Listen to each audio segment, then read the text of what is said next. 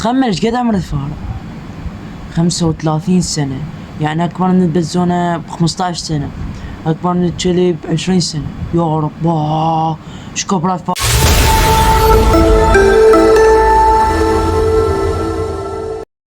والسلام عليكم، شوكم شباب، شلون الصحة؟ اليوم جيناكم حلقة جديدة بين أغرب الحيوانات بالعالم، يعني أكبر حيوان بالعالم.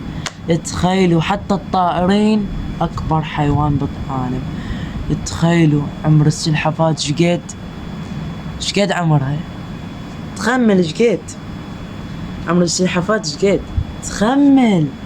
تخمل عمر السلحفاة 1159 سنة. يقدر يعيش 1000 قرن.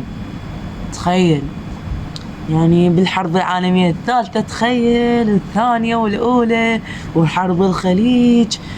هذا السلحفاة أكبر سلحفاة بالعالم، يعني حاليا هو عايش بالهند وموقعه توكي هان، موقعه بالهند جنوب غرب الهند. فمسوي له بيت صغير وعمره 1152 سنة. يا ربي أكبر من أجدادنا بعد. وثاني شي يجي ورا السلحفاة، أكبر حيوان بالعالم هو اللقلق، عمره 502 سنة. تخيل يعني ايش كبره هذا، يعني أكبر من جدي جد جدي بعد جد جدي وعشيرتي كلها، أكبر من عندهم. يعني يعيش خلينا نقول بالعثمان، بالدولة العثمانية، بالدولة اليونانية، بعد هواي يقدر يعيش. يجيكم ثالث أغرب حيوان بالعالم هو الحلزون. تدرون الحلزون ايش قد عمره؟ مو 3 سنوات. تخيل ايش قد عمر الحلزون. تخيل عمره 52 سنة، يقدر يعيش 52 سنة وينام 3 سنوات.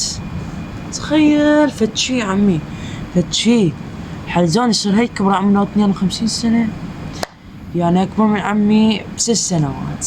تخيل عمر الحلزون أكبر. الله أكبر. يجيكم رابع حيوان بالعالم هو الحيوان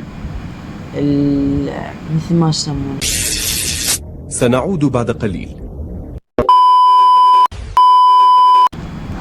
رابع حيوان يجيكم بس نسيته حقيكم اياه، الكاسكو. عمره يعيش ما مقدار ربع قرن، يعني 25 سنة. تخيل يعني هو ربع قرن من زمن صدام لحد الآن.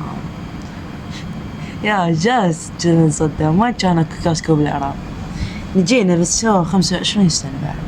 يجيكم آخر حيوان وأصغر حيوان بالعالم هو البلبل، يعيش ما مقدار 20 سنة.